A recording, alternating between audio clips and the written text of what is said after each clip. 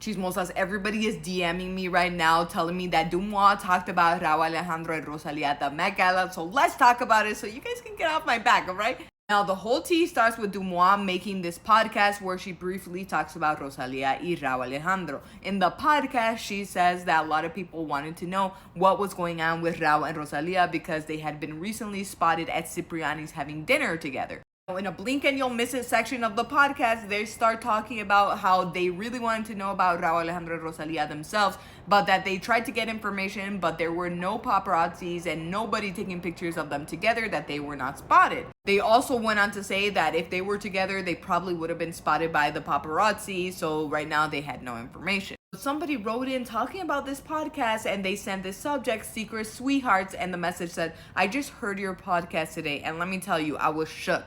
You spilled about that certain couple missing in action at their latest appearance. Well, guess what? I can confirm they're still a thing, or at least they were getting cozy at a hotel they stayed at. They seem to want to keep it low-key in public. I didn't think much of this until I heard the podcast and I realized that they were talking about Rosalia and Rauw being low-key, and I automatically thought that they were talking about Kendall and Bad Bunny because they said that they were getting cozy at a hotel, and we all know that Kendall and Bad Bunny were spotted going into the Greenwich Hotel together. But now that you guys are putting these ideas in my head, and I no longer think it's about Bad Bunny and Kendall Jenner because honestly they weren't low-key at all like they're referring to in this couple. I do recall in the podcast, this girl that's with Deux Moi, she said that even though that Rauw and Rosalia weren't captured together on camera, that there were pictures of them individually at the same after party, so that could be some type of indicator that they were in the same place at the same time. Still not saying that is true, but who knows? Also, to add insult to injury, she has not been spotted with Jeremy Allen White in a very long time, and this is what is adding fuel to the fire.